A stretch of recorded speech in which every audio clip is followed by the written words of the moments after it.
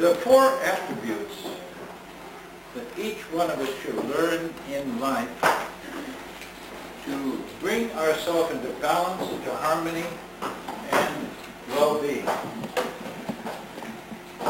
And these four have been a keynote that I've used throughout my life.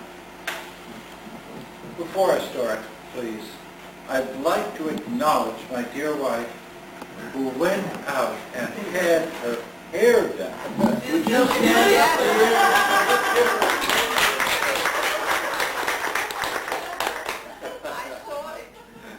She was the center of attraction with the hairdresser, and she had the full treatment. Her little daughter here came and spoke in Danish to tell the hairdresser exactly how she was to be treated. It was wonderful. And her father drove her. It's wonderful. See, we're beginning to become one with you. All right. I want to share this with you, just a few of these slides. These are the four attributes to start linking to become one with the whole. One with the really the divine spark that is in each one of you. To will. You link the will of the soul plus the lower man. In other words, you take the higher and we link the lower. We do this with an act of will. To know, we activate now, this is spirit, this is soul. We deal with the ajna center, this here. Let the mother know the father. The mother is in the ajna center, where you open up, you embrace, you know. The third is to dare. That is your personality. You subordinate the personality, you clear desires, the astral is released. The daring comes from the solar plexus. And then, above all, to learn to be silent. And when we do that, we transmute the lower creative energies into the higher creative life. We go into the sacral center, the ultimate form. Now the destiny of matter, like I spoke, there are 7 rays. First ray is, I still persist.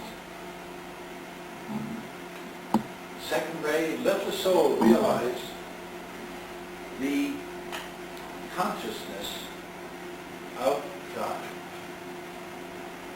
Let us, as we open the second ray, be conscious of the divine within us.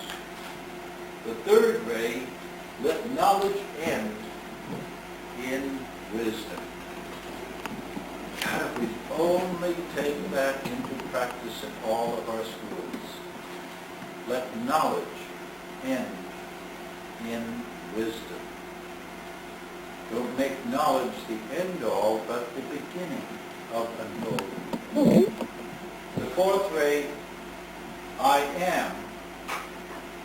Therefore, let our soul speak. Let us speak not only with words from our mouth, but with the expression of our soul. And when we speak as a soul, we're guided by the power of the Spirit, I am. The fifth, I mastered energy for inner energy itself. I master energy. In other words, you assume within you a power, a force. You master it. Not for manipulating or controlling someone else, but to raise beyond that energy into the ultimate form. Sixth ray, let all desire cease. And that is difficult. Because as we start our path on life, we have these innate desires for new cars, new this, new that, new clothes. We fulfill many of them. But there it comes a time where we've got to let these desires cease. Because in place of desire comes service. Comes the willingness to become an instrument of help to another individual. And the seventh, let the soul enter into its heritage, the creative I am. Let us then become one with our Creator. My guru that opened my soul was a philodendron, was a simple plant. There was no great Maharaja or a teacher, no great theologian or scientist. But when I sat by the hour in front of a plant and learned the power of silence, I was able for the first time in my whole life to still my mind and watch what silence gives to one. All of us keep our mind going, clicking, bouncing around. We never shut it off. But when we can still that mind, and then when we do that, a voice can speak within us. That voice is our soul. And now we can talk to our soul and carry on a two-way conversation. What am I to do next? What is the value of all that I've shared with you, for example? Where am I to go with this? Talk to yourself. Dialogue with you. Go within. Discuss it.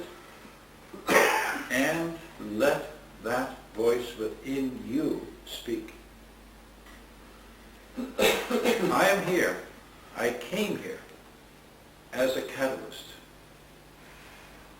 I define, as a scientist, a catalyst is a substance which, by its presence, triggers responses in other materials surrounding it. In itself, it does not change. But as its presence is, you have a chance then to reflect yourself, and you can grow. And that was my intention, is to help each one of you to grow. I've learned so much from you, my dear. The wonderful work you are doing, and I respect you highly. As a consequence, each one of you will be in my morning prayer and meditation to support you, to help you. You're not alone, because we can be one in prayer. And that oneness is a wonderful feeling. Yes, we're thousands of miles apart, from California to Denmark. But the power of prayer and meditation, it is one breath and we're together. And I would like to see, God willing, we form here from your group with Kurt a Danish newsletter putting together the accomplishments you are doing in this field. I will write a new lead article, and it can be translated into Danish, and you can then have your own newsletter in this language, in your language. I'm working on the same thing in Germany, so they will have their German newsletter on the work they're doing. And then we will mutually correspond and forming a network of service. The key things that I implanted there is a careful, systematic research work now to start saving the forests. The forests are dying. There's no kidding. I saw them. It makes you want to cry. These wonderful, wonderful forests. Chemically, you can't attack it because the more you dump these chemical agents in, immediately the counteragent is developed. You must attack it in the way we are talking about. The power of our mind with love and not anger and destruction. And the program has been put into being. Initially, the evaluation has been made. Now we must let time work to see what will happen. No matter what happens, we make the next step. We make the next step. But we must, in this work, learn to be careful, methodical, and systematic. Because this type of work has been vilified and accused of being purely almost the act of charlatans. That it is a bunch of black magic, or magic even. It is not true. There is real truth to this work, but it requires sincerity, dedication, but above all, honesty in your own being of what you're doing. We're not working miracles. We're dealing with real forces of nature. We're not working any strange magic. We're dealing with forces that were ancient knowledge. Knowledge of the past that we have forgotten. The alchemists knew these things well. We have forgotten it. Because we have geared our thinking to that which comes through the senses. That becomes to the normal mind now a reality. It is incomplete. Our senses do not give us total information. I can speak from a lifetime of experience. I will share one experience as a very powerful teacher. I'm a trained microscopist. I have dedicated since 1960 intensive study to the field of optical microscopy, working through an instrument to see images amplified by the means of lenses. What is reality when you deal with a microscope? I've got about 100 lenses. I have 5 different sources of light. I have innumerable ways I can manipulate that light. How do I make a decision to choose what lens, what form of setting of the instrument I want to bring the proper picture into being? I'll tell you very honestly what I do. I go into the object with my mind. I see the object with my mind first. I'm then guided by the imagination, if you want to call it, and then I begin to select those grouping of lenses that I begin to get the picture that I want. And now, once I begin to get a picture, I can see something over through the microscope. I say, what is this area telling me? What magnification and what level of optical sectioning do I want to make a picture that would give the true information? So I'm posing a question with my rational mind, with the limitation of my senses, to assist me to go into an altered state of consciousness with the other brain, to move my fingers to get to that optical section that I get the right image. You follow me? Now I breathe in, hold my breath, and I start focusing. So I'm focusing with one hand here, and I'm holding and holding, and suddenly when I'm ready, I press the button, and the camera exposes and takes a picture. When I look at the print, it's 4x5 Polaroid, I have a picture, exceedingly sharp, something that I cannot see if I just look at it by focusing up and down. Why? Because in that, let's say, 8-second exposure, or 12-second exposure I made, I've done innumerable scannings up and down and in minute fractions of a hundredths of a millimeter, scanned up and down like this, and I got detailed imaging that you could never see with any static image.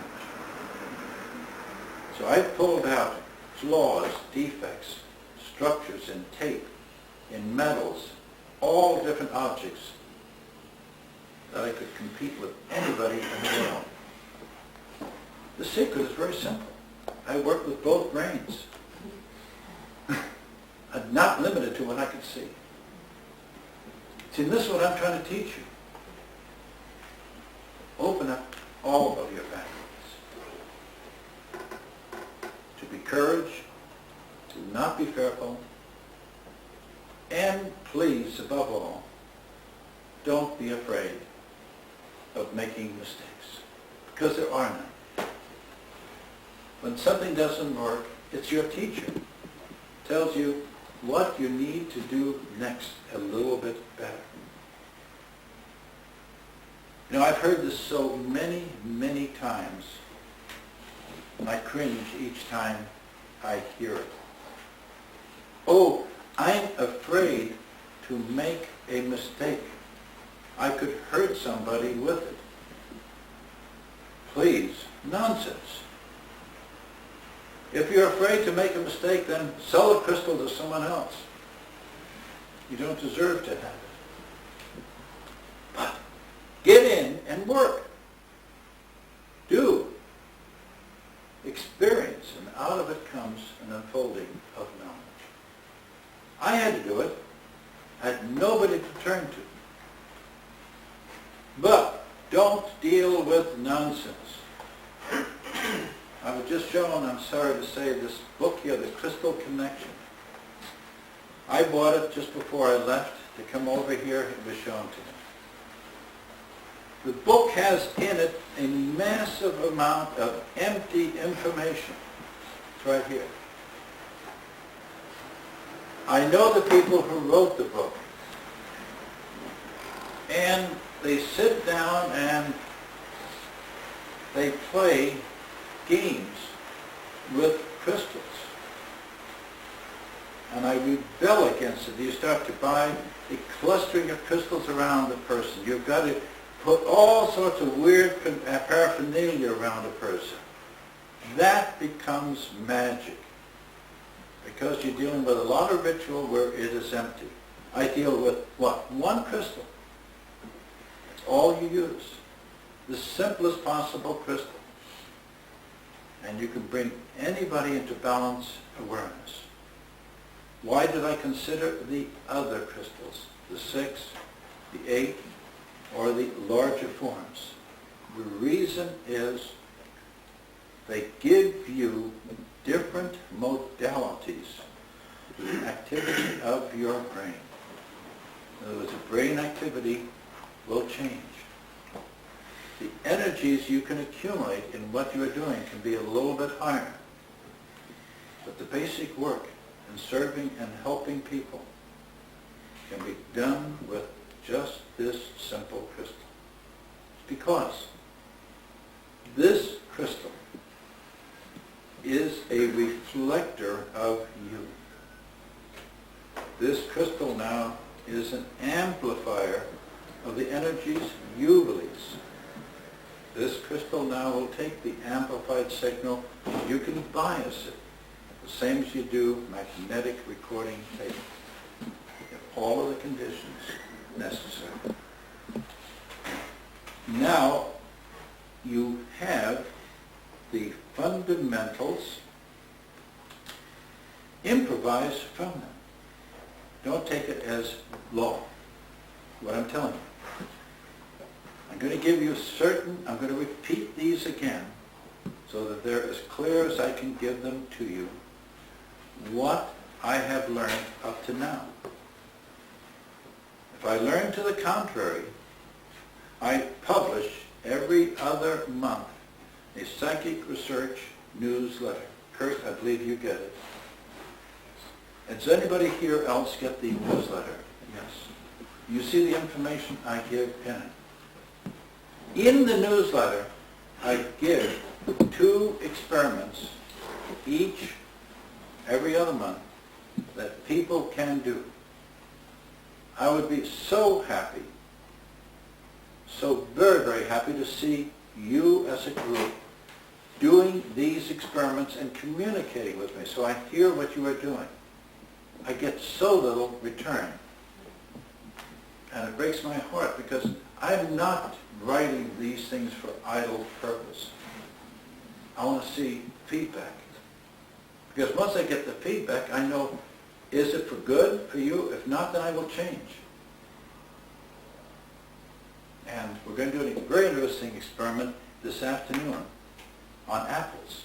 You are. You're going to heal an apple. And then you're going to eat it and see what difference it is.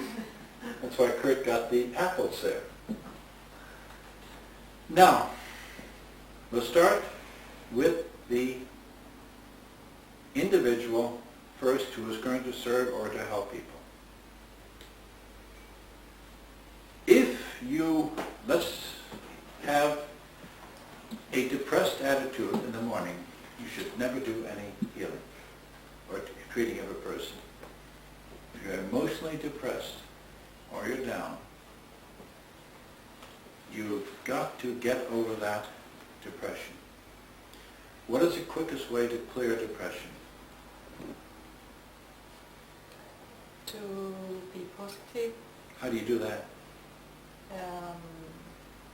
For example, you can pray or think good of yourself. Then what happens? Send love out. All right, then what do you do? Well, it depends. For example, I take a walk. Good. Now that's number one. That's good. You take a walk. Nature is the best preacher. That is correct.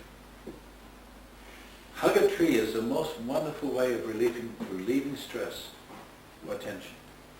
Putting your arm around the tree and embracing it. Standing on the tree. You can douse for the tree and you'll find where the field emits from the tree. We can't do it now, it's raining, unfortunately. Maybe tomorrow. But when you embrace the tree, breathe in and out, the stress just goes out of your body, and when you stand away from the tree, you're clear and you feel like you're just 20 pounds lighter. You de-stress your body by just releasing it in nature. It will absorb it and you feel better. The sea is also good. But? In the sea, if you can take a swim, oh, that's the best. Nothing better in the world. The sea. The other thing, if you feel depressed or tired or not feeling too well, do the preliminary deep breathing exercises. Breath always can bring your body back to balance and to normalcy. Deep breathing is So I'm breath in. It's 4 steps. Inhalation here, take it from the stomach up to the chest. You expand the chest. You fill the diaphragm up here. And then you do the final step of just letting all the lungs fill. You hold. And then you release slowly through both nostrils. Always nostril breathing. And you breathe in. Keep your eyes fixed on an object and then out. In and out. And you do that for about 2 to 3 minutes. And you find all tension will, it's got to go. You can't hold it anymore. But build, charge your battery. So the first step in any act of healing is to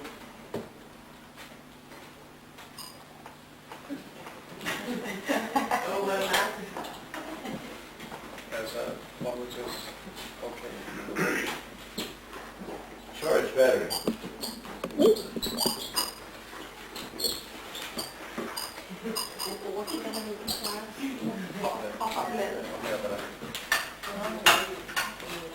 So the big,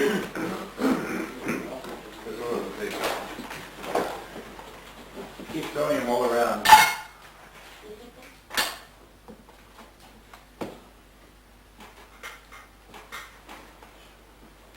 How do you know your battery is charged?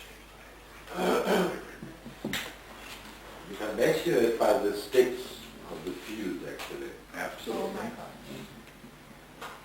Oh Now, one is the breathing exercises, but the second is even better yet, is to go through this. Holding the crystal like this, once, twice, once, twice. And suddenly you feel exceedingly lightheaded, and now you've cleared yourself of the stress. So use either the options are either the crystal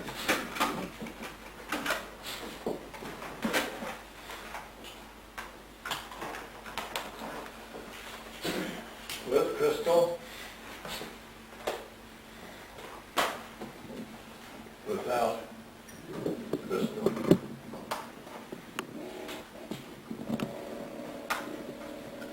Once you get the battery charged, balancing.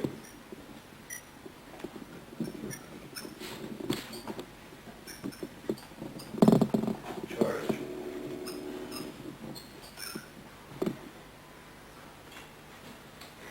How would you balance the charge in your battery now, your body?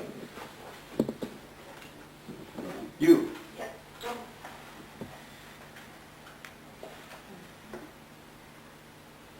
You put a charge in now. You want to balance it. How is the best way to balance it? Any idea? Not right now? What do you think? You. Go hug your wife. Yeah. Maybe she's not around though. A hug is wonderful. Pranayama is good. When you change your nostrils? You do alternate nostril breathing. Yeah. Yes. Very good. Yes. I think by touching objects in the room, different objects, you'll be able to balance it as well. Yeah, but hers is a better suggestion.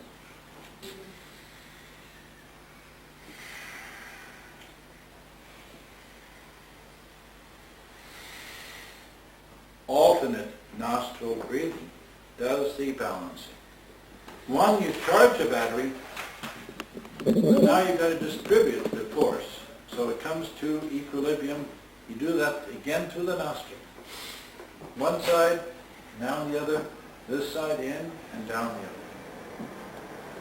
other. Now, in the book on the science of pranayama, you give additional exercises, but this is very quick and very simple. There is the other one. If you have the space, and that is this. Just moving in a circle like this. The Sufis. What? Like the Sufis. It is Sufi. Yeah. It is wonderful. When I get depressed, and I get depressed once in a while, I just get in and I start dancing. I find it's wonderful. It lifts me off. I get the energies out of my system. My body starts to become vital, and it moves. I've given numbers of lectures at the Sufi Center in the United States.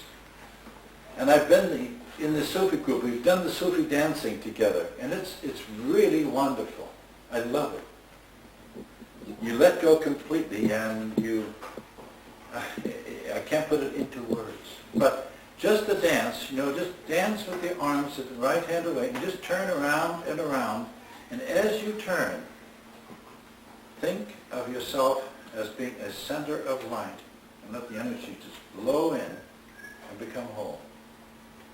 We need this. Do you have to turn around after a while? No. Or do you have to spin in one direction? Only one direction, right-handed, not left-handed, right-handed. I've only seen the pictures. What? I've only seen the pictures of the Sufi dancing. I've done it, I've been with them. Yeah? And it's in the Crystal Knowledge workbook right here on the dancing. And there are other additional exercises. All of you who do therapy, who are in serving your fellow man, you're going to empty your battery. I mean, that's after all what you are doing. So all of you in this therapy, get your battery charged. You have a crystal. It's only a few seconds like that. Go through the alternate nostril breathing to balance the thing. Then a few moments of exercise. When you're in balance, you look through both eyes and there's no feeling of imbalance. Your hands feel equally in balance. There's a sense of tranquility. Now you're ready to help. Next step was what? What did we do next with the crystal? Clear it. We charge. Now you have something to charge the crystal with, right? Not worrying about paying bills. You're not worrying about what was not done, but you're into the now. Now you charge it. Now we're ready to work. Now, yes? Have you any information about women working with the crystal in the critical days? In the what? In the their critical days. days.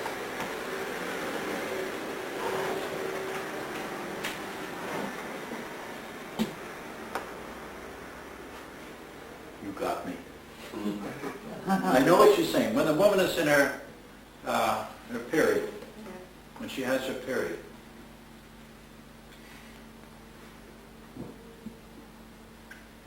I cannot answer. I'm not a woman. I don't know. I have some experience. Would you please stand up and give it to us? I really don't know. Stand up and okay. Please. No, I really appreciate that because I cannot give it. A little embarrassed, but okay. No, please. When I work, I feel the 3 first days in my menstruation period. Right. I should not work with energy. All right.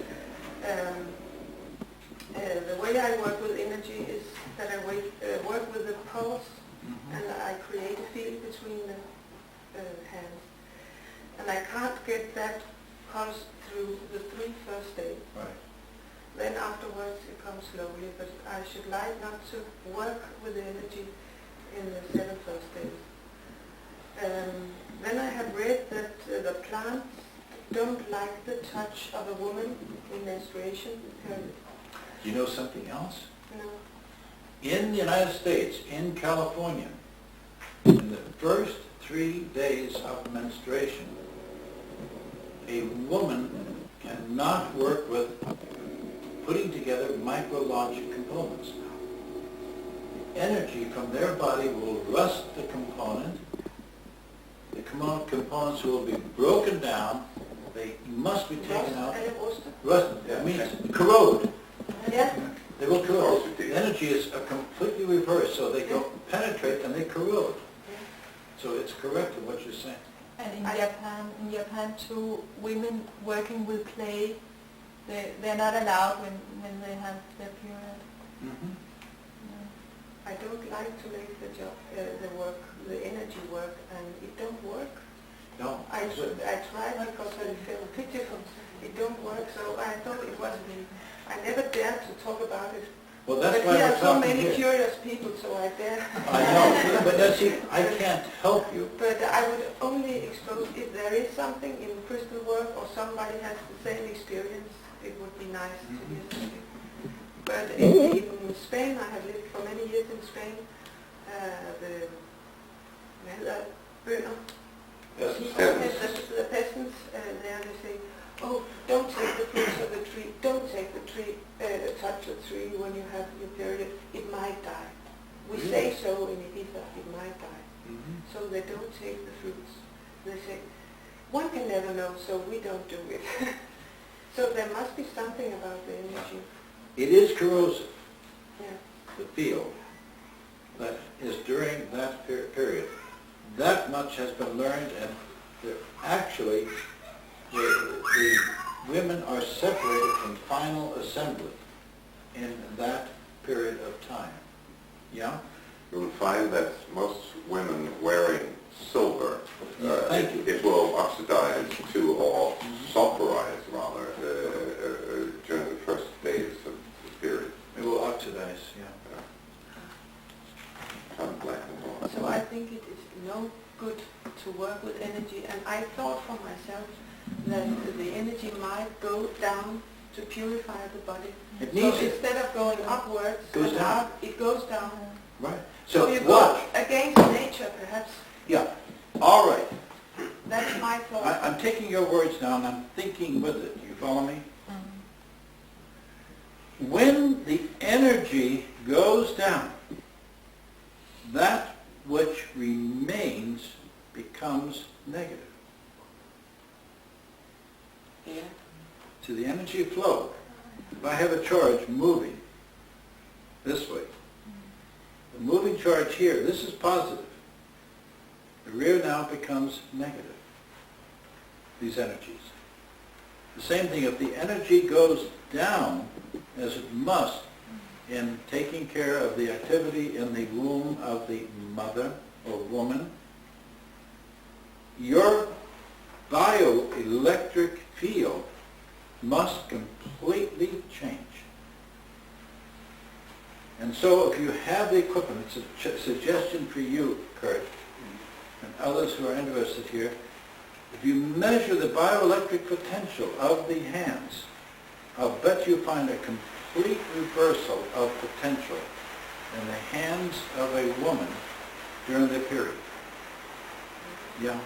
Would it then be useful for a woman having her period to charge, so to speak, charge her batteries in order to replenish the energy that she's using? I believe, now please, I'm underlining the word belief because I'm thinking from just these words that we're saying now, that you, each one of you who have a period, at the onset of your period, by holding the crystal this way and breathing in, you can balance the field.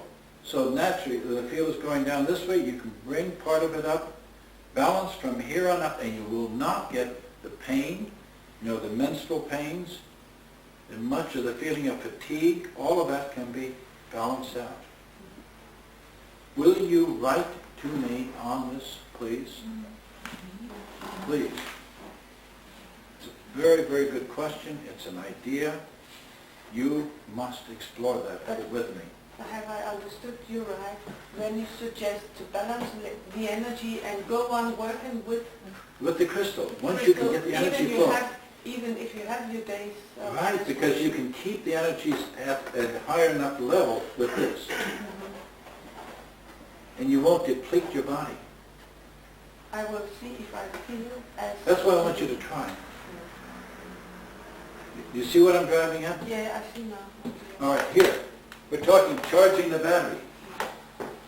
You're running the energy on a complete reversal voltage, let's say,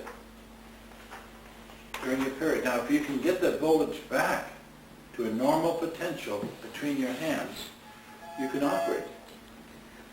But don't some Indian gurus, that one in Gillingness, he said that the woman must not meditate the days of and make pranayama. No. No, nothing. nothing. Yeah, because that is the practice up to now. Yeah. I did it even yesterday. You It did? worked, it seemed like it worked Yes. And your first day of period. first day, okay. Yeah. I wasn't tired afterward. I was measured last night by Fine. and she measured my You feel entire body to be like, good. but I use the sacral center when I work. Right. I can feel it pulse very strongly. All right. So Raise it up higher. But I might use more things, but You the will. sacral center is Be very good. Please, see, this is something we must put together in writing and we must publish. Do you see what I'm saying? This is valuable information for other people to know and to learn. It could help many thousands of women who are working in industry. Yes, I also believe it has a connection to the spirit, of course. because if you are normal, you have a normal habit. Yes. You think of people, they are so and so. If you lift yourself up, everything is possible. That's right. It's called lifting yourself up. You're raising your energies or raising the spirit. Yeah. Then you cannot be attached by anything below. That's right. I knew the point from the Indians and from Right. Gillingness, being most aware of it. I always work during these days, always. Mhm. It doesn't seem like I've been running out until yet. See, what happens, they learn a bit what happens during a woman's period. So they put a clamp, a taboo Yeah. on women. And that persists down through the ages, hundreds and hundreds of years. Now, is there a better way of eliminating this? Can we do this now with crystal? I think we can. One day I sat in a chair, also the first day of menstruation. Menstruation, yeah. I thought, well now I am as close to heaven as ever. I felt I was lifted. I was sitting in a chair, but Right. nearby as I haven't had the feeling since I was 8 years old. Wonderful. That's with the crystal, you mean? No. Just with the events during your period? Plain hand, Okay, but I have the crystal in my house. okay. For that, That's that's right. on the table. That is not for me the point. It is like a day and night. We couldn't appreciate day without night. There would be no day without night. Well, So granted. everything is sacred. So it is like the yin and yang. I think There's it's yin just and yang. beautiful. God created things like that. It is perfect. Well, Why should I change something?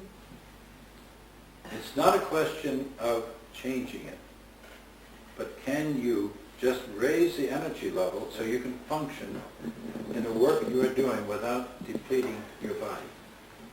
That's the question. That's what we're looking into. It will not, I'm sure, it will not affect your normal period, will not affect the processing, but you can provide to yourself the charge balance that you can function normally. Yes. From practice,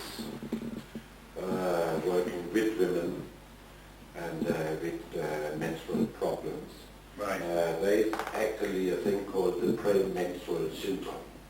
Premenstrual syndrome. Yes, and I've been reading books on it, and it's actually a combination of the physical and mental illness, Yes. but it's not natural, simply.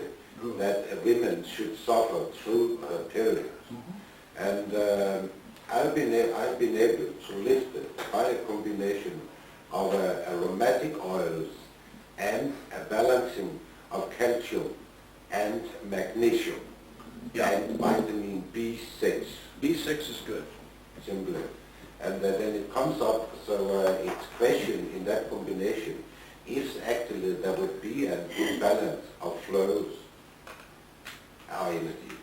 It's questionable actually, that the batteries would run down. They would. But it would run down, but the body needs a supplementation, which it's cut off from, as far as I can see. That's true. See, I think that helps you, my dear, in your question. It is not an interference with a natural process, but you don't have to go through the imbalances that this suddenly gives. You can then rebalance. And that's what we're talking about here. With him now, it was a chemical means, use of vitamin B6. I talk about electrical, magnetical energy that has nothing to do with my state of tiredness or not. It is not on that level. We can do it with Yes. this. I don't feel tired, nothing. It has nothing to do. Yeah, but that's why I would like to see you try it. Yeah. Compare one to the other. And the best proof is for your own practical evaluation. Yes. See, we're talking now real nitty-gritty, down-to-earth, practical problems. Now, the next step would be, I'm going to work with you now, come on. Would he? Yeah, good lady. Before we start, notice the two rose leaves from just this morning. Here's the one I treated. This one is already starting to curl. You see that? Okay. And we'll see what it looks like in the morning. Now, this young lady has a problem with her knee. And why don't you describe? See, I've charged the crystal. Now again, my hand is on here. My purpose of my hand is to extract not only the word, what she is saying, which is my information transfer, but also the body language. That goes into the crystal. Now, what is the thing that is troubling you? My knee. Your knee. Yes. My bones together, and I have nothing between the bones. There's no cartilage, there's no insulation between your bones. What caused that? I don't know. You don't know. When did this happen? Suddenly, Suddenly. yes. You I had, one day too. I got the pain.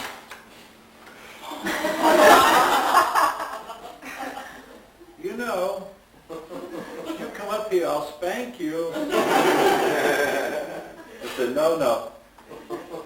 Please.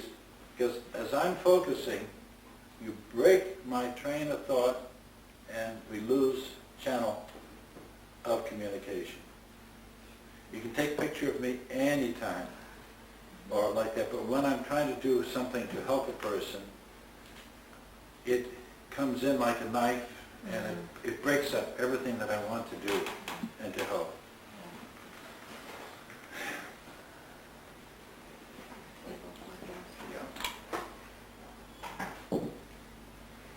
All right, let us now meditate together. Breathe in and breathe out.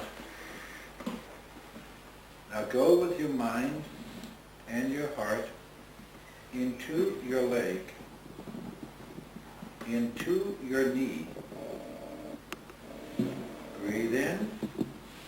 Now become part of that knee that is giving you difficulty.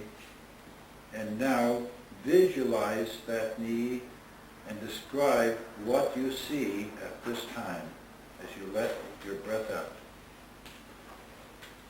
I see a hole between the bones. Right, a hole, there's nothing there. Mm. Now, ask that hole why this happened and tell me what it says to you.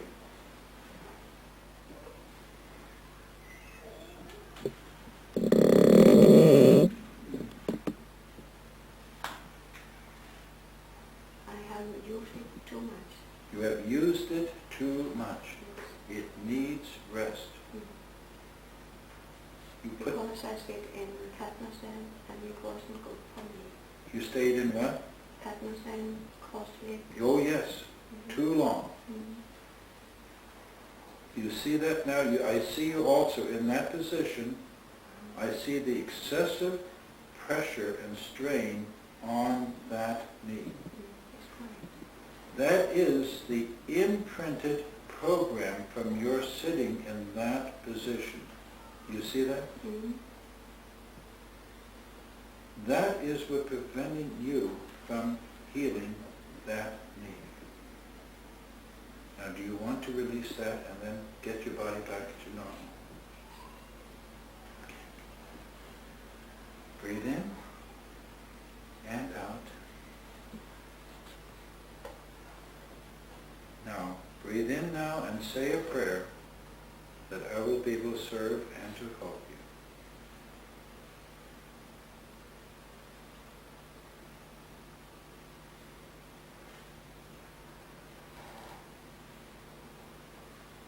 And when you're ready, let me know.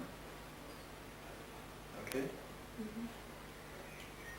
Breathe in and out.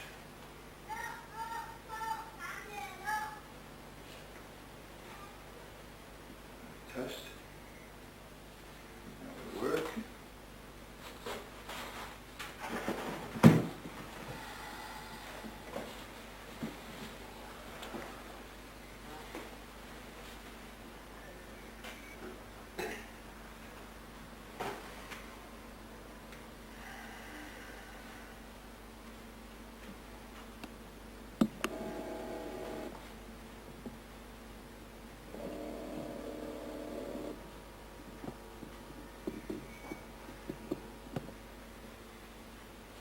Here it comes.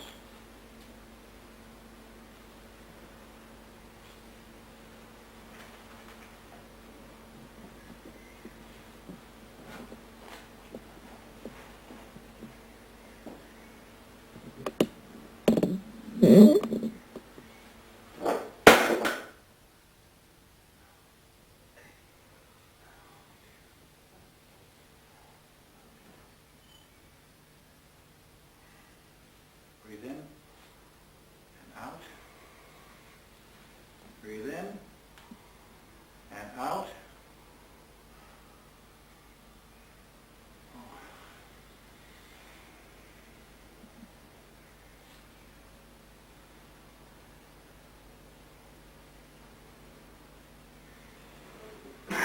Craig, give me a glass of water, please.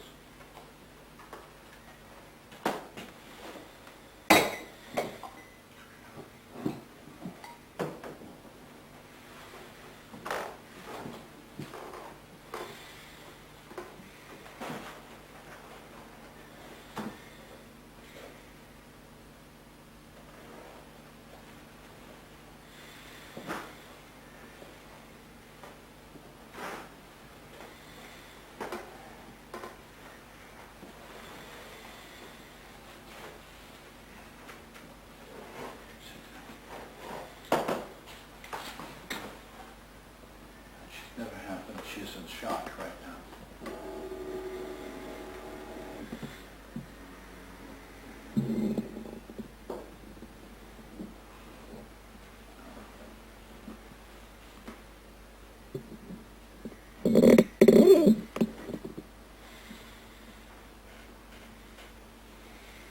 Feeling better? Yes, not better.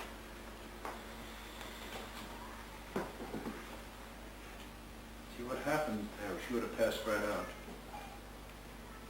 Is with a sudden sound like that, the etheric body just goes out of the body and they go. So I had to give her my body for a moment, for her to draw and to stabilize herself.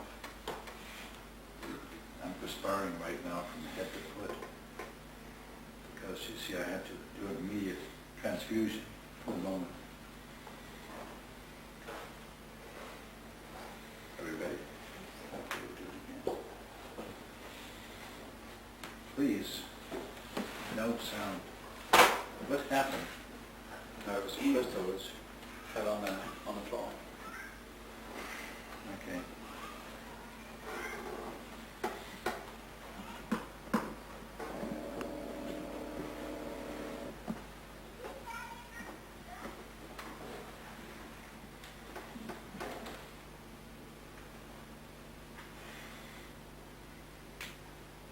Here it comes. Feel it?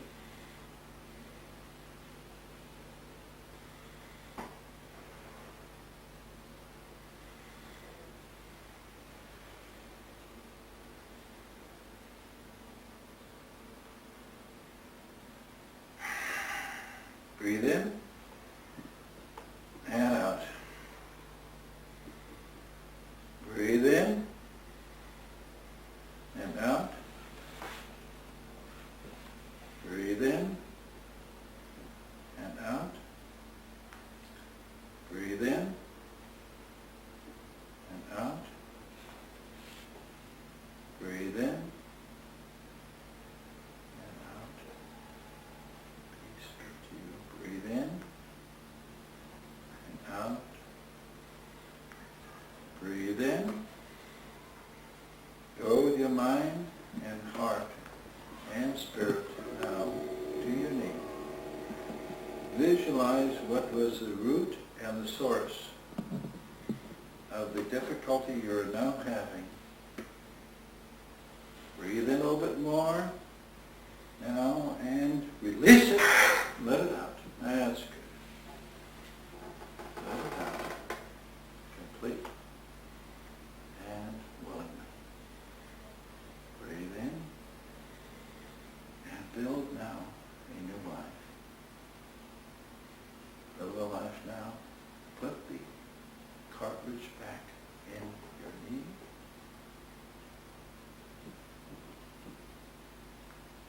Peace be to you. God bless you.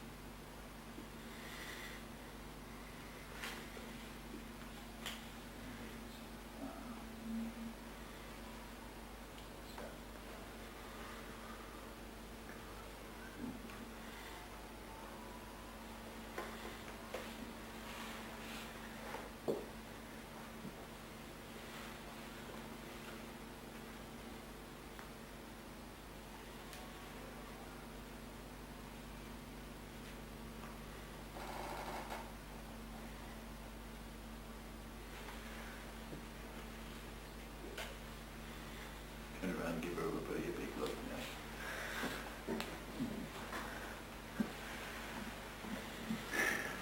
It'll be better.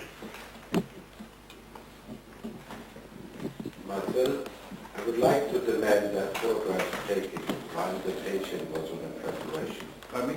I would like to demand the photograph taken while the patient was under preparation for treatment, Yes. because I recognize it to be the source of the disturbances that later came from here. So if you would take that photograph and take a look at it. All right. You have the print here. Pardon me? Greenmore glasses. I didn't hear.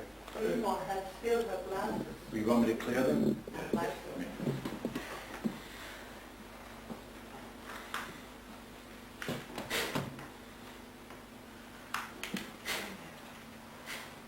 That's better. That's a good point. Let me just give you one more thought. If you notice what I did, I had her go to the knee to visualize the source of her difficulty. It was from her sitting in the position for so long a period of time that it just literally tore the knee away, so it didn't need the protection of the cartilage. And so when you started to stand up and walk normally, it had lost that. So you had to re-implant that back into your body.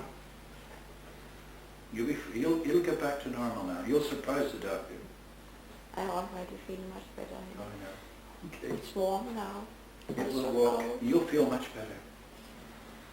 Now, come back again. What is it you wanted me to look at in the picture? I want you to take that picture, the photograph, and take it and clear it. All right, let me have the picture for a moment.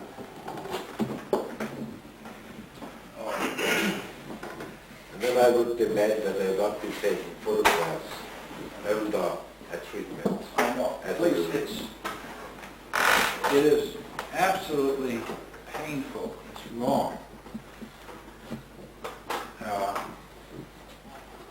Flash pictures were taken, and that flash hits me just like that. And just the effect on me of being hit with a blow. And it's not good. Please don't do it.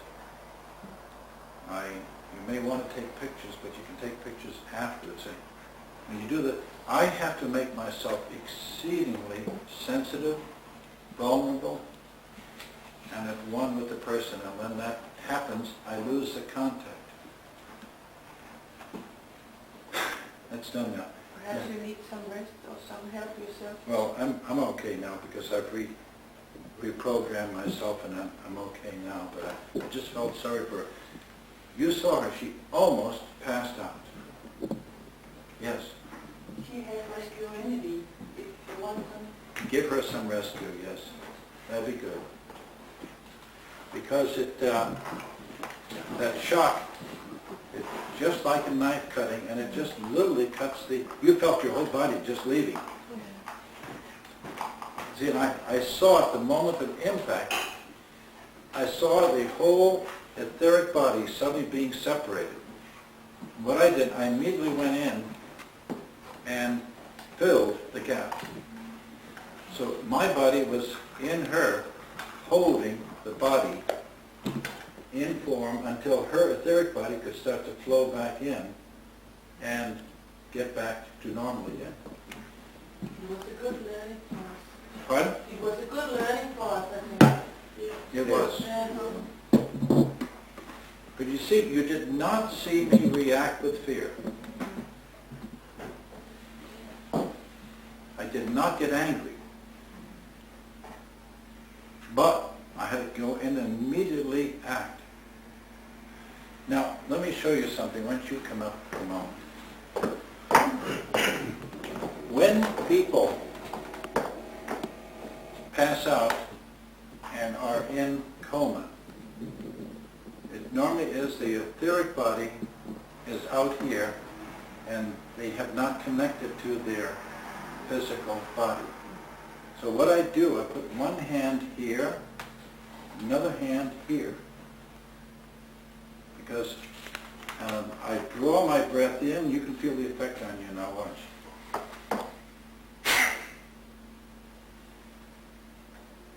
See what? I feel more Together. So I drive by drawing, watch my breath in. I'm pulling the etheric body of that person into my body. Follow? And I drive it in from here and here. So I'm connecting the field, and when I take the hand away, the field is stabilized, and usually within seconds, I've helped people who've gone passed out. They come right back into the body, their eyes open, and they're okay. pass out education. It means that they're unconscious. They've lost consciousness. Or shock. Or with shock, anything. People with accidents, people who have been... With diabetes? What? Diabetes? Diabetes is the same thing. That's why I'm giving this to you. Hand here and here. Now, yeah? Paul, one thing out here is very important. When a person passes out, it's time to shut up, because everything goes down into the unconsciousness and becomes registered there. Boy, does it. You're right on. You are imprinting like a photographic motion picture film. Because when you have passed out in a shocked state like in an automobile accident, you're registering everything that is going on. Because that you don't have consciousness, it's just the opposite. You have super consciousness. Now the problem, the serious problem, is that you can't connect this information with your rational mind. You cannot bring this information in. So you have a big energy block. But how can one then help a person with that problem to release a thing that he even don't know is there? Watch. Here's how you do it.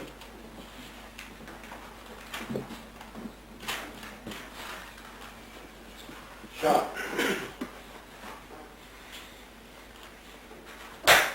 Watch carefully. Here's a person. And here's you. Crystal. With crystal, you can take the person, watch, to the point of accident. Because they awake, they're in a conscious state after that, so they can see this. So let's say they're here 2 hours after an accident. You can bring them to this state here. By go back with your mind, your heart, and your spirit to that moment of accident. Now, here's the key. When you start winding the screw with the crystal, what are you doing? You're winding them into this moment. You follow me? You see?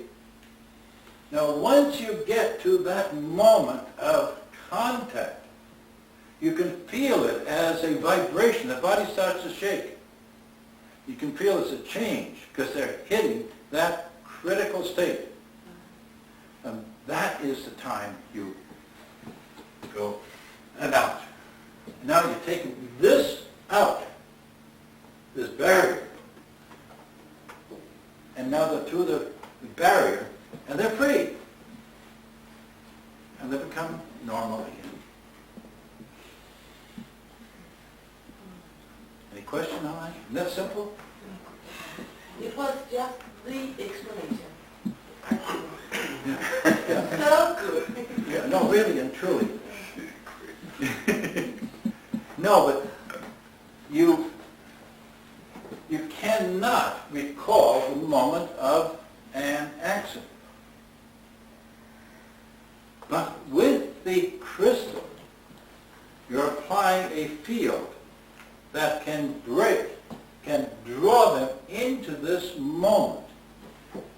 And once you can get right into that point of alignment, you break through, and now you're free. People go through a lifetime from accidents and never recover. I've seen so many of them. So very, very many. Because the patterns are imprinted in the bones. The body becomes distorted. Same principle, please, not yet. The same principle is true of events that are shocking in nature. A divorce, where you have a separation between one person and another. A barrier takes place between you and this person, and you come to the barrier and you cannot recall this interval. You've shut it out from your mind. You've created a indefinite condition. You, when you use this crystal as a therapeutic agent, can now draw the person into facing the reality of what the event was. What was the root? of the source of the separation. Why did you separate?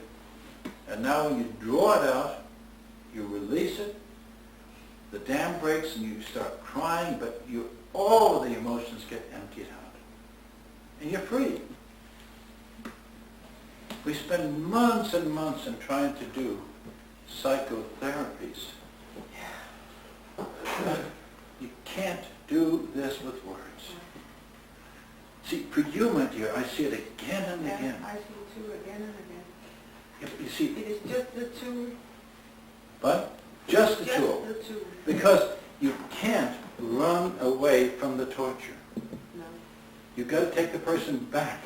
They've got to experience They it. cannot go back because many times the pain is so strong That's that this. they lose the mind. That's it. And sometimes it's way out here. So what you do then, you take them only an increment this way, and you erase that. First treatment, second treatment, take them. Finally, when you get this moment of contact, and you erase that, they are free, they're a normal person again. But they have a big fear, and that is that they are afraid to lose their mind. Liberating too much, they are afraid to get crazy. And No. many of them say the same thing. I always say the Lose same. control and lose their mind. But you see, you have your hand on them, you're supporting them in the back. You're projecting at all times you love and you support them. And that love will sustain. And it's through love Yeah. that you can penetrate this barrier, this horrible barrier. You see, we really don't have therapy for this type of thing we're talking about. We don't. That's not correct. Definitely not. Go ahead. Because I've been using it for 12 years now. Like what? Dianetics. Dianetics? Yes. For shock, you mean? Yes, Okay. definitely. And traumas and All right. losses. And it worked like a wonder. Mm-hmm. And it is done by taking a man into it while the man is awake. And you find it sort of where the chart is, and you put him by time into it, and it starts actually sort of cycling by itself. So the only thing he needs is guidance. That's right. Through, I know what you mean. you know. That's right. There's one thing important in this that I should mention, and it is that you can have them through it 3 times, but you have to get what the person said to itself at the moment. Like by example, what did she say to herself at the moment it happened? Because that's what it hangs up on. Like by example, I never go through this again, and postulating or something. And then it just ends. Okay. Very well said. Now, I've covered accidents where you can break the sound, break the barrier, and you're free of it because it's an abrupt, immediate event. Interpersonal relationship. Once you break through, and I finish, I will sit down with the person and talk to them. And I feel, so I have to add something, I feel that in that crystal is crystallized soul structure. Mm-hmm. And when you introduce the soul structure in the soul area, you are activating the soul principle of the That's right. person, introducing soul light. That's right. And that is a very, very great difference. A Because big difference. what he's talking, I don't remember your That- name, Arne is talking about is moving on the purely emotional, mental level. Yes. And that is what it's all about, our cycle and psychoanalysis. Yes. It moves on certain levels, but it never stick the head up above the clouds. Mm-hmm. And here we have something, I think Okay. this is frozen soul structure. This Okay, very good. Oh, Jesus. Here we go. Go ahead. I love this. No. It's true. It's true. It has been so, but it never will be so. Why? Where the one who treats is with his patient.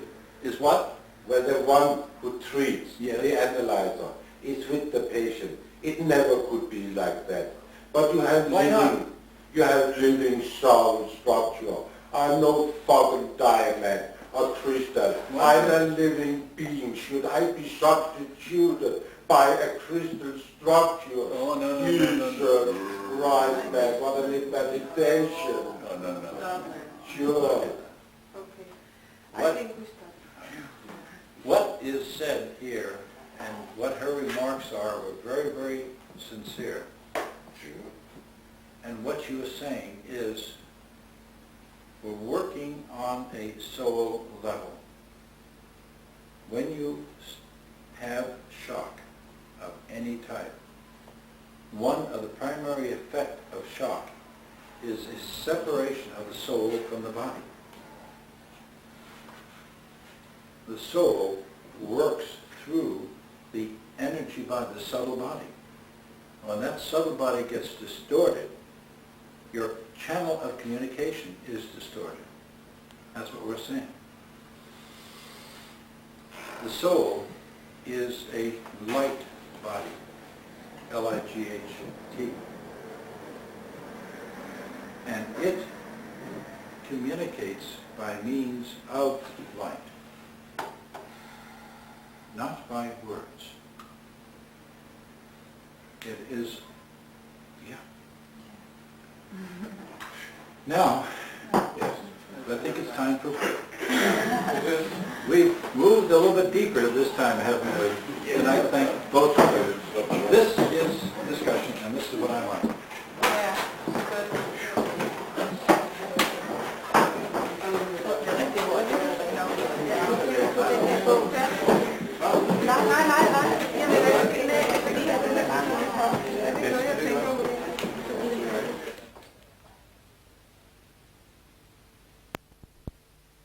We're going to have a bit of exercise now.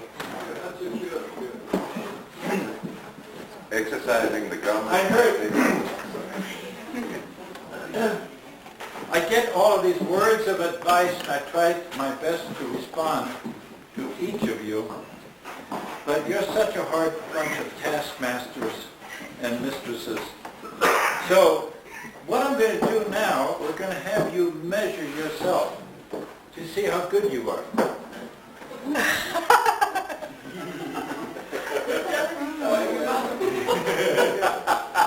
The best way you can find it, now I've got a wonderful, exact scientific technique. And what we do is the following. Each one of you get half an apple, not a whole apple. Then you take half of this apple, and you will now cut the half of the apple in another half. So you get a quarter of an apple. Now, this half of the apple is your control.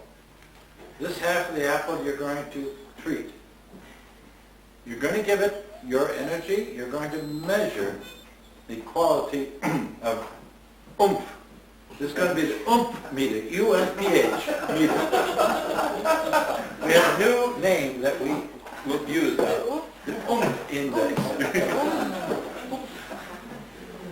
The greater the oomph, the more energy you can put in here, the better and sweeter the taste. These apples leave something to be desired. Kurt did his best, but he had to deal with what is around here. Now,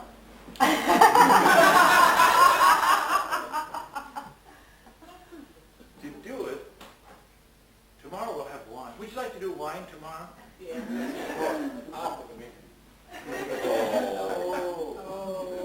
All right, we'll do restructuring of wine, but you take a little of it, right, and you taste it, then you treat this side and you see what the difference in the taste.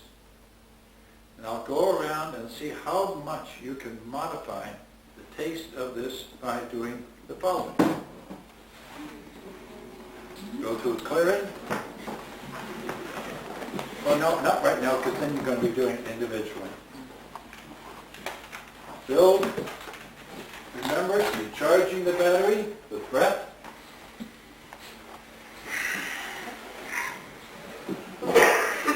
Then you go through exercise. This, you got that charged. Now you're fully charged. Now, the treating of the apple. Kurt, can you come up here and be the apple holder? We'll find you. You hold the crystal with this hand on the other. Those of you who have four-sided, it's easy. It's just like this and this. Six-sided, get two pairs that you work with. Now you align yourself. Hey, hold it!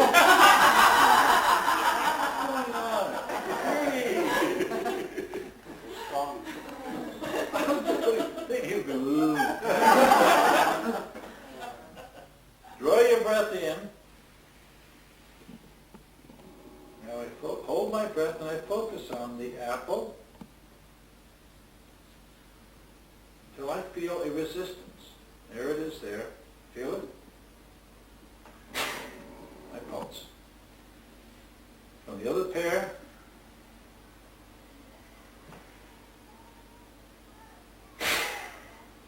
try it again.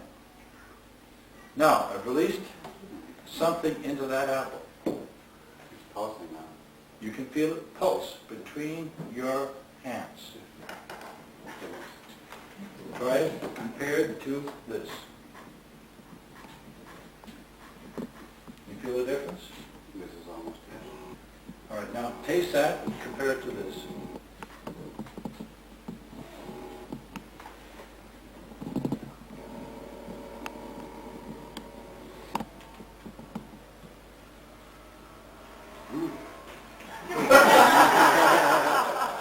Or you look like a commercial.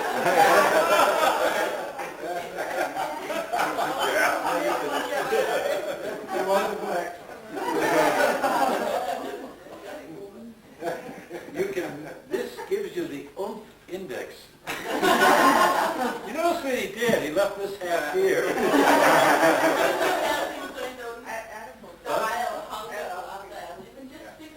I know. All right, everybody. Come up and get your apple. I'll cut it in half for you. And then you can set your corner and do a test. Here.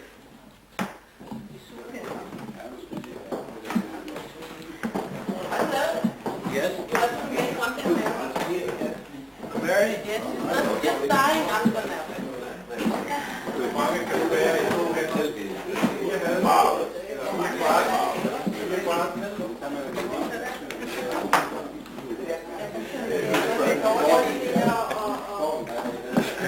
Now, get over it.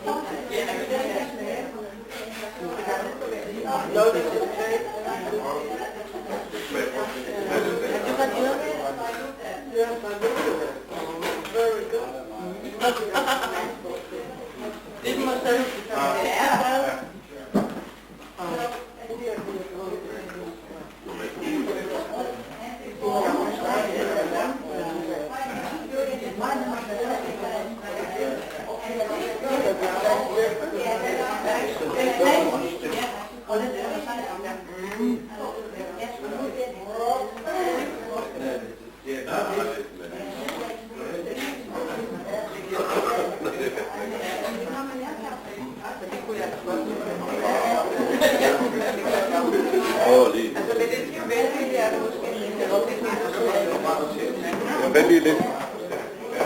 Der er noget, vi glemte.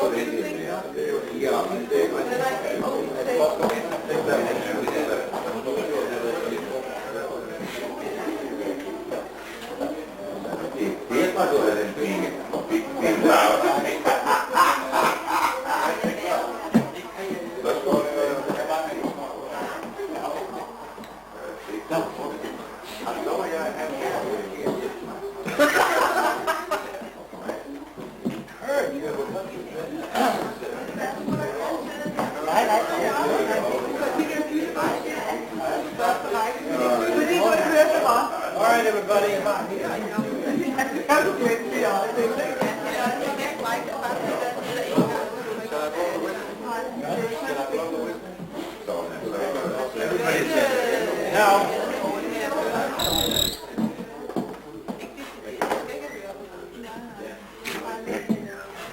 is everybody convinced that they changed the taste of the apple with their intention? Now, this man over here had no crystal, but he just worked with his hands, and he made a change as well. Because the reality is, it's what you want to do is what brings the reality about. I recommend that, please, when you leave and I go away, that you practice with various foods, fresh foods, carrot, apple, banana, and do that in a systematic, realistic way. You use the dowsing rods, you measure the difference with the rod, you'll see a difference, then you taste. And you say, now, what did I taste as a difference? And then you evaluate the difference. And keep a notebook of that. Keep a record. That's what I did. I have books of that type of evaluation. But that's how I learned to grow, to develop the skill, the expansion of sensitivity. Now, I'd like to have you carry on in healing, because that is the primary object of our exercises, our reasons for being together. But today, let us go through exercises. By that I mean that we not complete the entire process. I want you to practice the release modality, because that is the key thing in timing. The release modality is where you're coming in this way, you increase in speed, breathe in and out. Now, you can all practice that with me sitting down.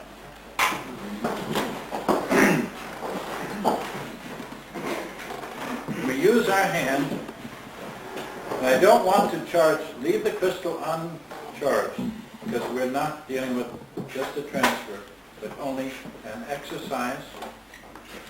All right, let's focus. Tune by rotating back and forth, and you will feel variation in charge. Now, amplify, up and down, not circle, up and down. Now do it with your breath. Now breathe in. Watch me. Stop again. Watch how I do. When I breathe in, out. So you're moving with breath. Breathe in and out. Breathe in and out. And suddenly you feel an entirely different thing with the indwelling and outdwelling breath. Now let us stop. Let us start from the beginning again.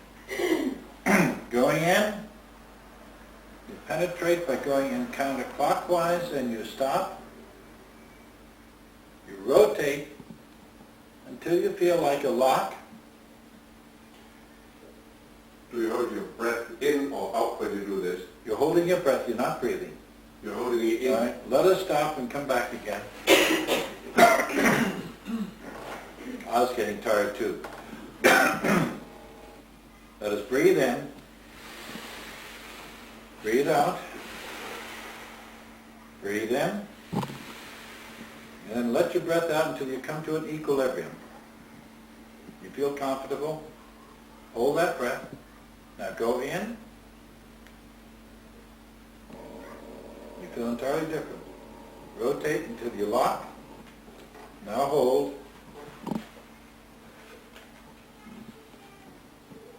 Let's use this.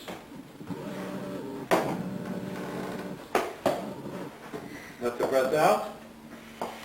Now move the crystal in, breath out, in, and out,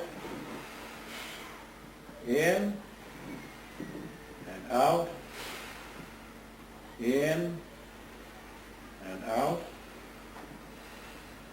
in. Now where do I stop? I begin to feel my hand tingling. Can you feel that now? Tingling? What? Now, when it tingles, you breathe in, hold, and then start to circle. You're holding your breath now. Let your breath out. Breathe in faster. And out. Good. Go ahead and practice. Do it yourself now, I'll watch. Okay, start in, I'll watch.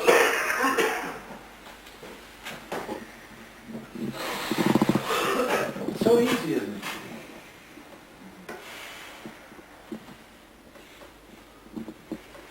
it? You can use mine here. Yeah, I would like just to point some few things. Okay, go ahead.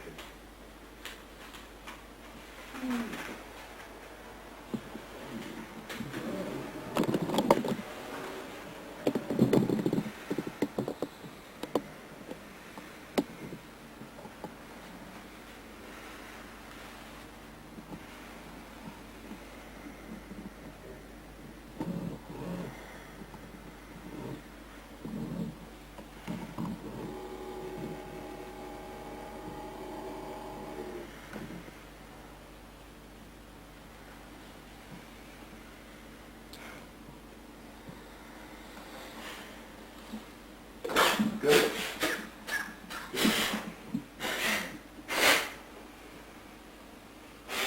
Incidentally, you can heal yourself by this means. Like what you just said. And basically, put your thoughts to the part of the body that's daily. Try it now. Take a particular bit or an event now that you'd like to release from your body. This time now, instead of practicing, do it for real. Now, how do you do it? You hold the crystal, now you charge it, clear it first, charge. Now, there's a bunch of snorting. Breathe in, close your eyes, and visualize an event that you would like to clear from your body. Something that you would really like to totally get out of your own being, your own body.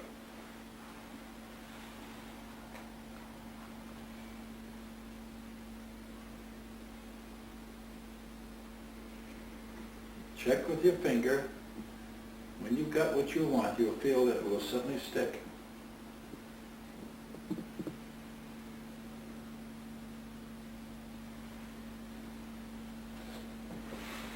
All right, ready to go? Breathe in. Let your breath out partly. And hold. Now focus. The left hand, but be more critical now. There comes the dimension.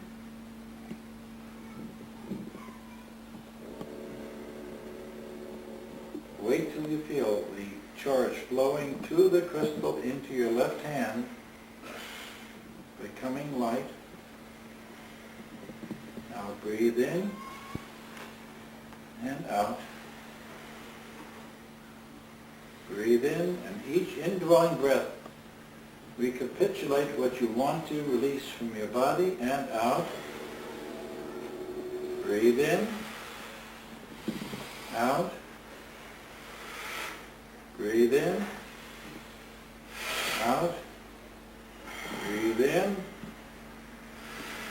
Now focus on the object you want to release. Create a clear image of it. Build it up in your mind. And release. Then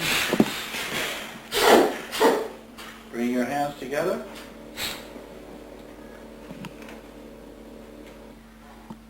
Bring your body to a state of calmness and at peace.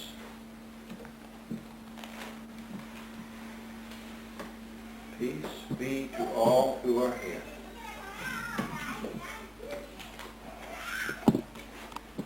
In and out. You feel it?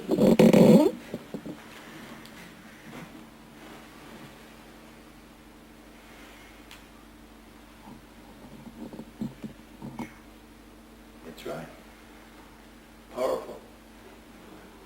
That's right. Did you help us? Sure. I was with you, all of you.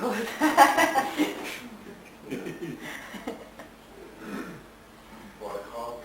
What? What a call? What a what? Call? Yeah, it's a big crowd. Now, let us pray for someone with a crystal. You want to hold the crystal? Here we go. Take a big one.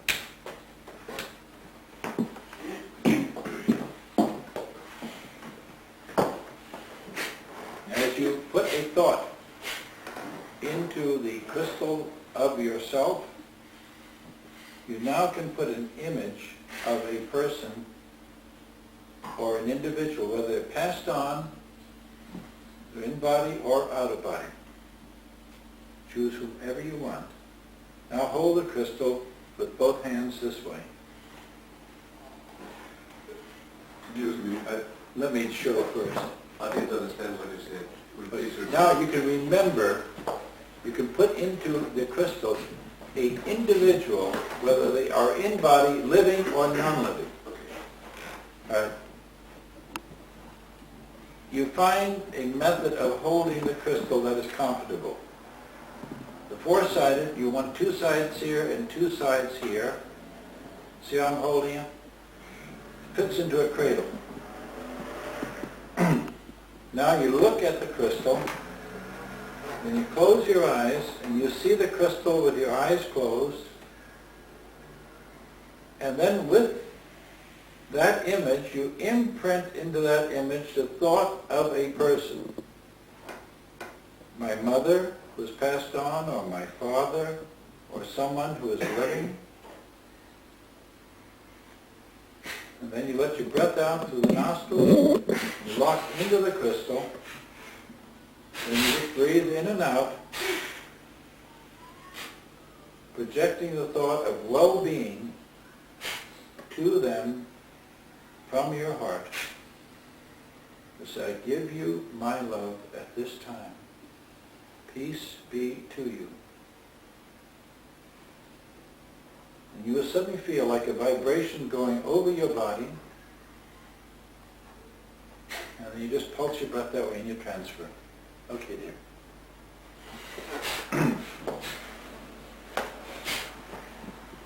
It's nice if you have a picture or a photograph.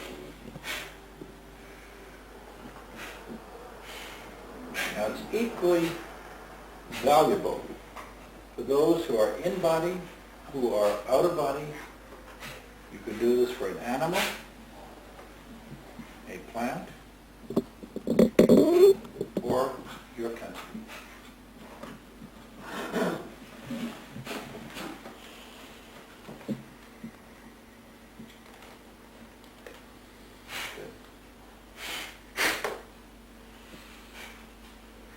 Feel it?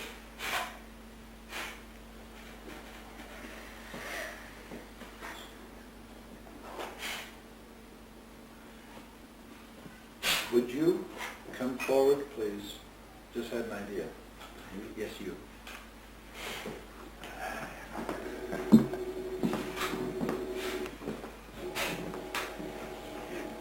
If you want, would you like to bring Sai Baba in through the crystal? I just saw him, that's why I called him. I felt his presence. I saw a great big smile on his face. I will assist you. We will do it together. You charged first. I'm breathing again. Oh boy. Can you see it? Bring the image of Sai Baba from your mind. Beam of light. Release it into the crystal. I will send the thought of love and well-being to him, and tell me what you see now taking place in him.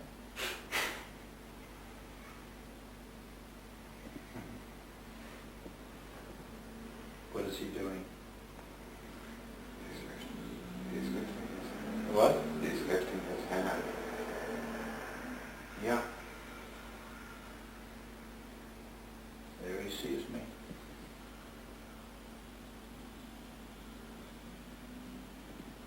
Now I'm giving him my love and respect.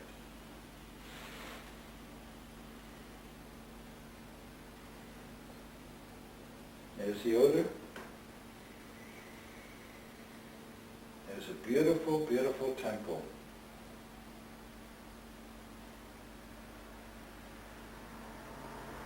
Ancient temple.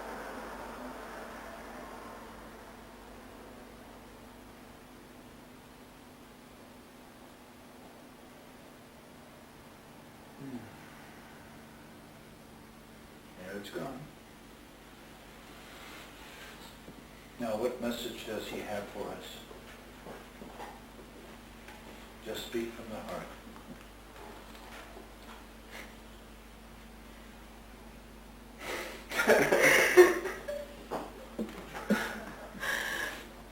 Love is God. That is right. It is true.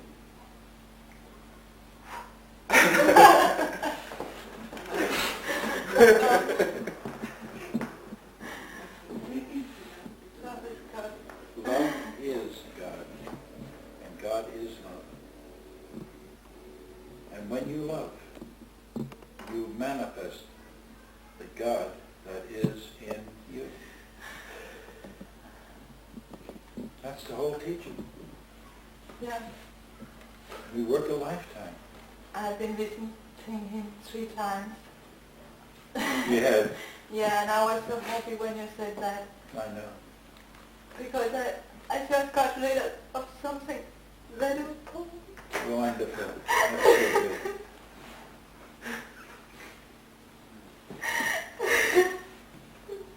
He had a great big laugh on his face first. He said, uh-oh. Reverse magic.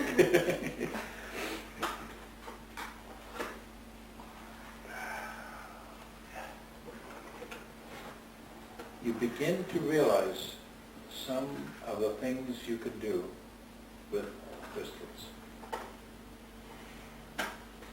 When you do it lovingly, for purpose, there is no harm.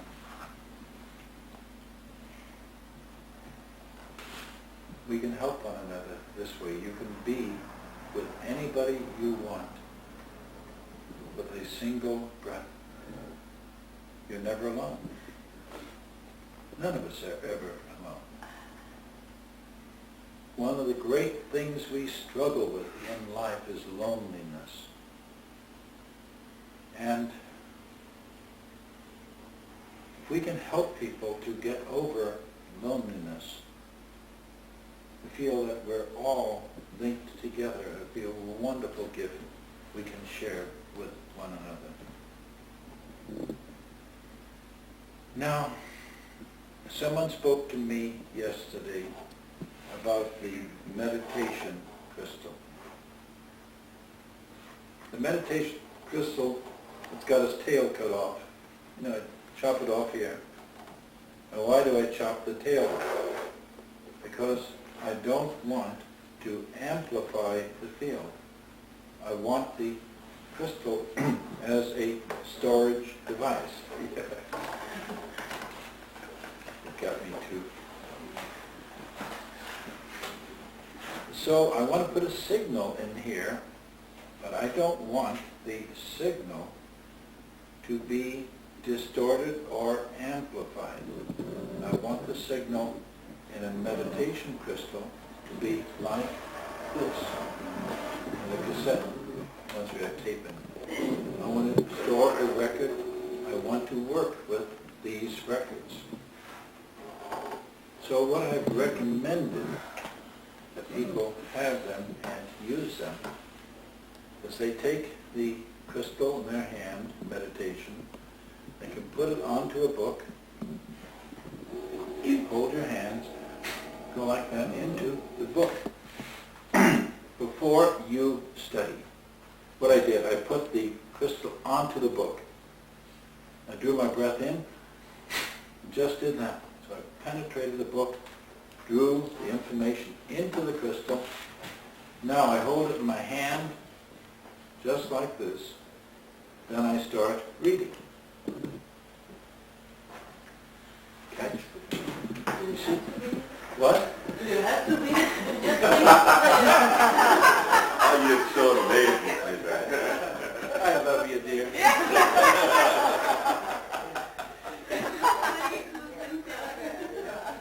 I really and truly, the answer is really no. But our logical mind, our rational mind says, I must get through words as well. Yes? Don't you think it would be nice to hear the incident where you put your hand on the crystal skull and got this impression for the ancient priest, because this answer sounds like a question. I know.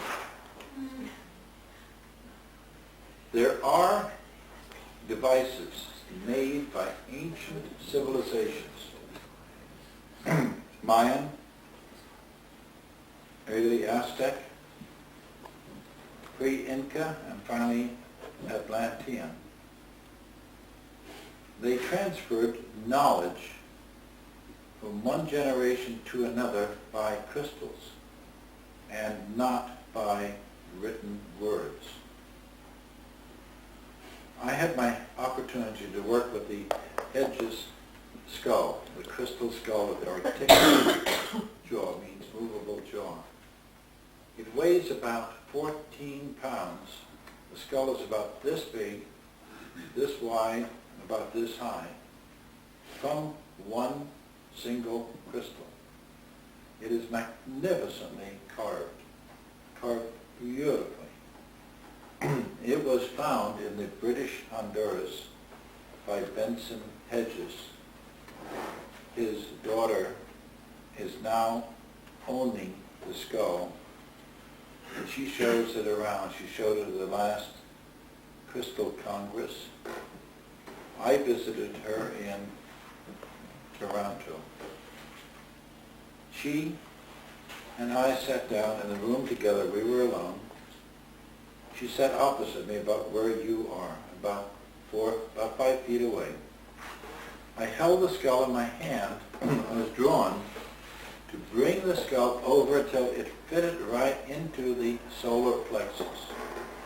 So the back of the skull was here, my palms of my hand here, and here fitted into the side of the skull. It just fits in comfortably. I then started to breathe and look at the top of the skull and release my breath. Breathe in, breathe out, in and out. And as I watched, the skull started to light up. It became luminous, just like I put light bulb inside the skull. Mrs. Hedges looked at the skull and the eyes lit up. You know, the sockets. Yeah.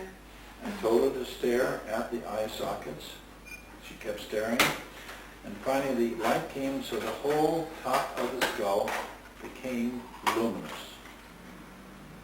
Just from that, breathing in here, and I'm looking down, just get my mind focused on it. Finally, when it was totally luminous, I closed my eyes. I told her to breathe in, hold her breath, and we both then went into the skull together with our mind. And I said, now let us go back in time and see exactly how this skull was used. As soon as I said the words, immediately we both saw a circular temple with a hole in the top, like the Pantheon, and in the center of that temple was a stand, and on the stand was the skull. Nothing else. The room was empty otherwise. And as we watched, we saw a priest come in with a large golden medallion here, pure white robes. His head was completely shaven from any vestige of hair. He approached the skull and stood beside it and didn't move. As we watched, he waited, and suddenly as he waited, light came from the top of the temple and struck the crystal skull. It lit up with a blazing light because the light of the sun now actuated the skull. When he did that, and when that took place, an old man came in. I would say in his 70s or 80s. His head was shaven, and he stood on the left-hand side of the priest. The priest put his left hand on his skull, put his right hand on the skull that was on the stand with the light going on. He just breathed in and out like that. The man went away. The information contained in his brain was transferred from him to the skull. Then a young girl, a young boy came in with the same white robe and golden medallion. They were 9, 10 years of age, young children. Their heads were shaven. The priest reversed it. His left hand then went on the skull. And as each child came in, he just put his hand on the head, breathed in and out. The information contained in that old man went into the skull and was transferred then to each person. So instead of schools, there was the transfer of knowledge from one generation to the other, from the older to the younger people. They did not need the written language that we have evolved. I then went back with her and I said, let us see how the skull was made. We got right back to the original outcropping of crystal. We saw how they broke it off, how they carved it, and how they finished it. It was all imprinted in the skull. It's fascinating what you could do if you just let your mind go and are willing to see. And then I brought her back in time and then took her out of the skull with myself. Now she has had the skull most of her life, from a young child to the time we worked together. She never experienced these things before. I'm talking Mrs. Hedges.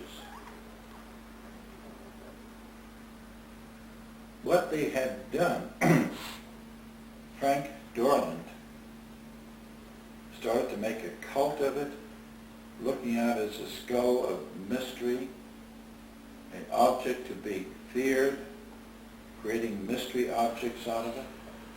No. I said, what was it intended for? And that was my question.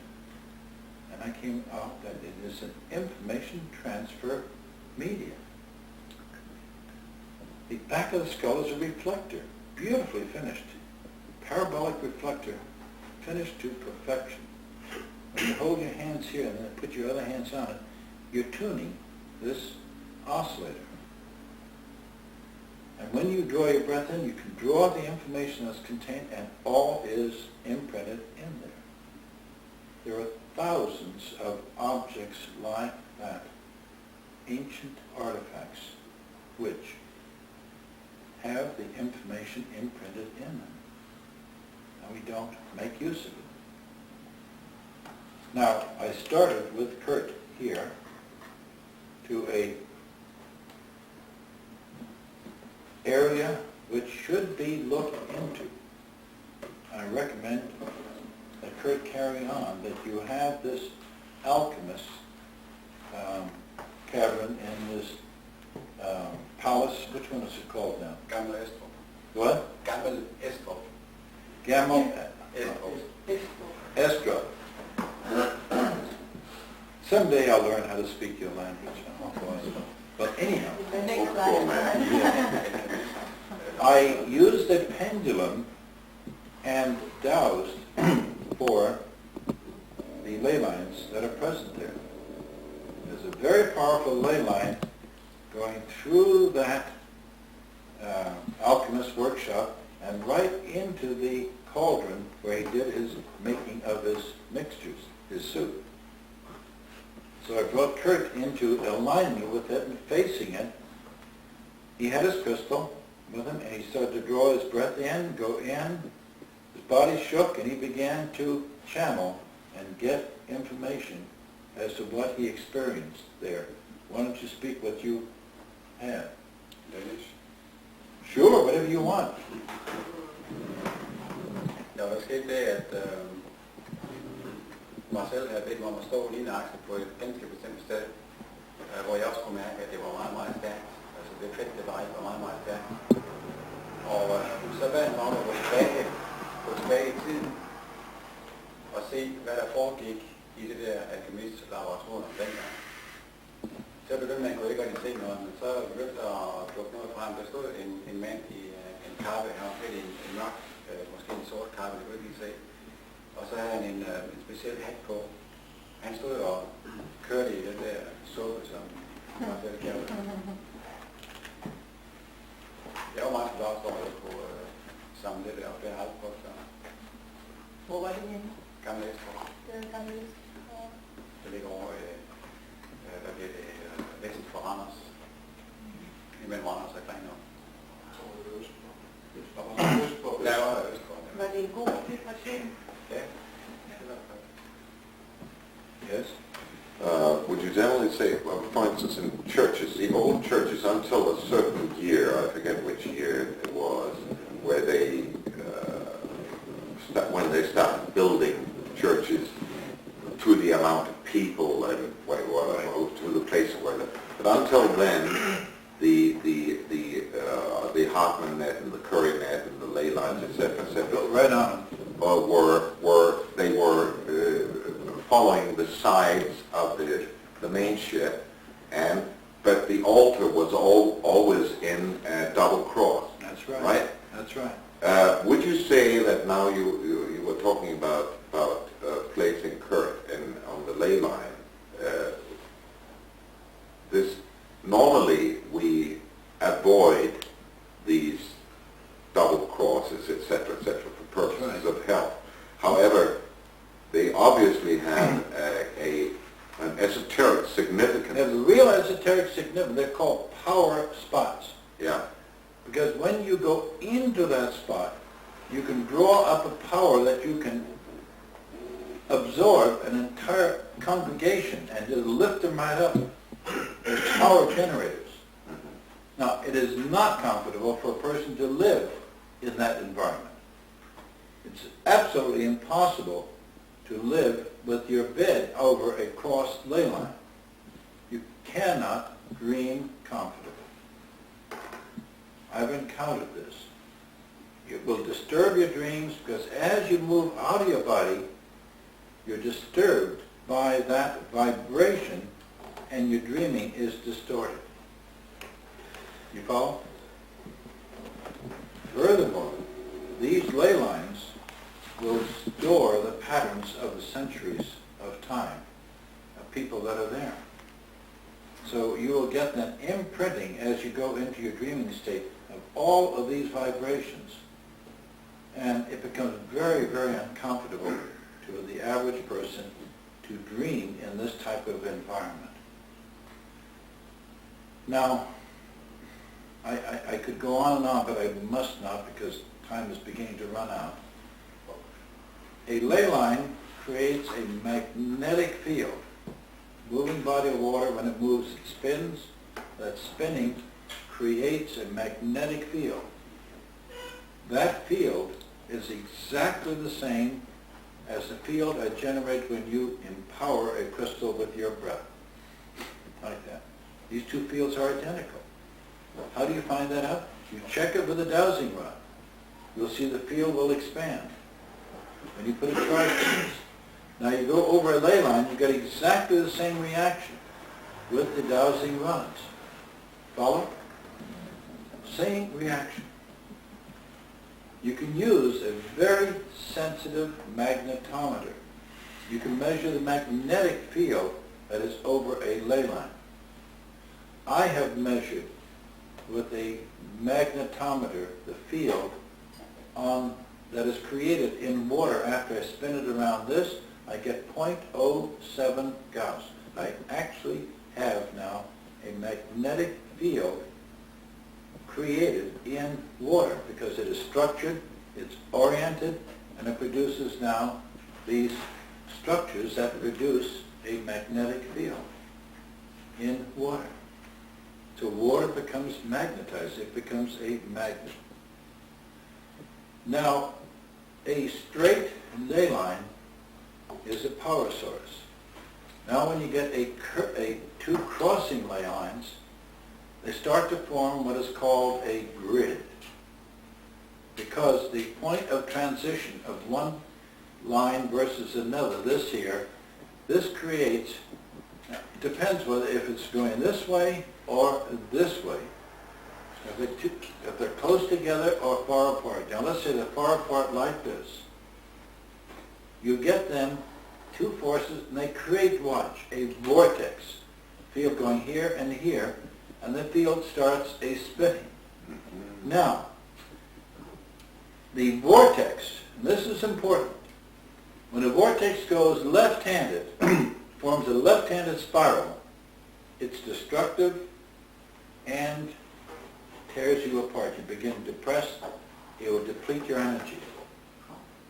If you just change the angle slightly, you can spin it to the right. So you get a positive vortex. Just by the angle of two opposing ley lines, one will spin one direction, or you get it in here, the other. And once you get the vortex spinning in the wrong direction, and you live over that, or you have a house over that, that house is infected.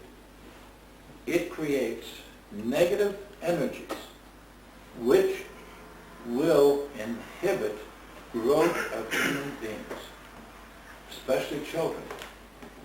They will have depression, they will feel ill, they'll be nervous. Nightmares, can they? Not terrible nightmares, absolutely frightening nightmares of the worst type.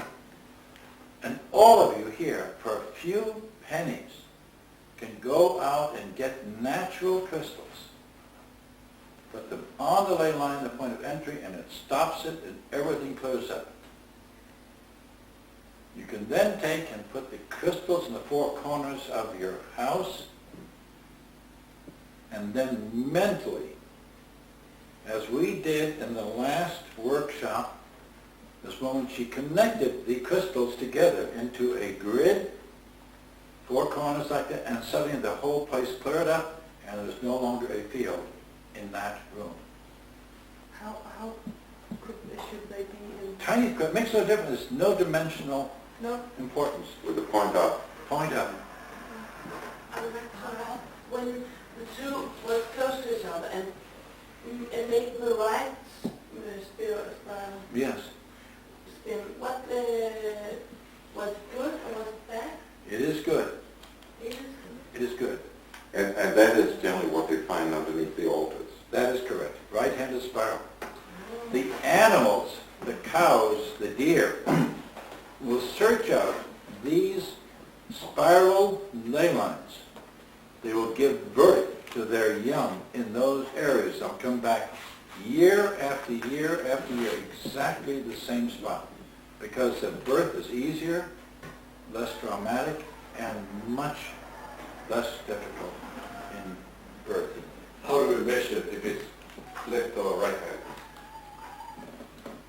You can do it with a pendulum. You do it with radiesthesia. You come on the ley line, you come to it, and suddenly it will start to spin. It will spin either right-handed or left-handed. You do it with your own body. It's an excellent detector. I've heard that cats seek out the left-handed ones. Oh yeah, they're entirely different animals.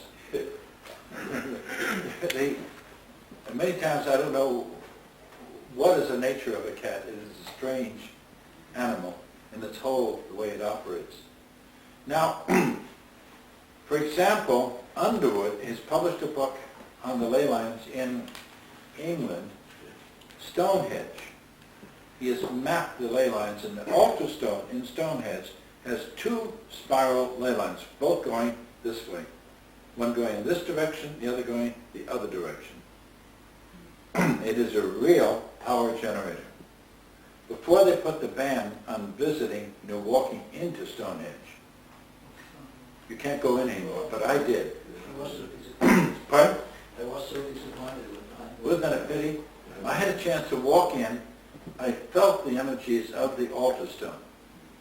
They're just like high voltage generators. You put your hand on the one side and it just pushes it like this. The other side you can feel pushing like this. Now, you back off. The altar stone is here, then there's a heel stone. You're familiar in Stonehenge? And you align yourself with the heel stone, then you start dowsing with the dowsing rods, and you find a ley line going directly into the altar stone. I stood right on the line. I had 4 other people around me. So they stood in back of me. We formed a semicircle like this. I was here right on the line. I had the crystal in my hand this way. We all breathed in, and we went right into the altar stone, like that. And suddenly we were all taken out of body into another planet. We had a real interplanetary experience. These standing stones are interplanetary communicating stations. Catch? And when you stand on the right spot, draw your field in and release it, you just drawn out. I can't tell you the planet anymore, but we were there. We experienced the minds, the intelligences. They were not necessarily embodied. And then we came back, and I said, yes, that is why these things were built. We were communicators.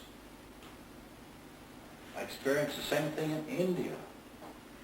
Certain of these so-called temples were designed for raising consciousness to the point where you transcend and you can communicate.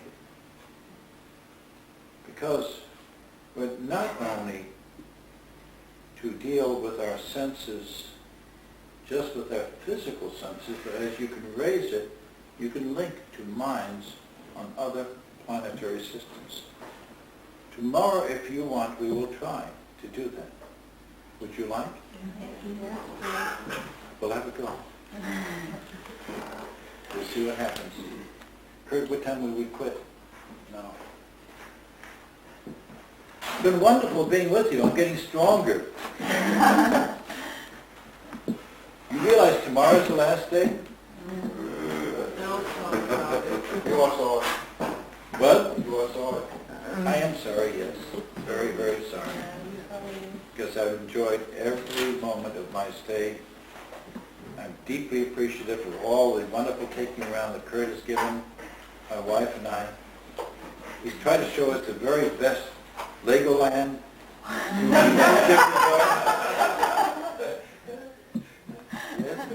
we stop in the same way? Oh, we're going to have a meditation dance. Then I think we should give you some power and use it tonight, yes. Yeah. Okay, let's form a circle.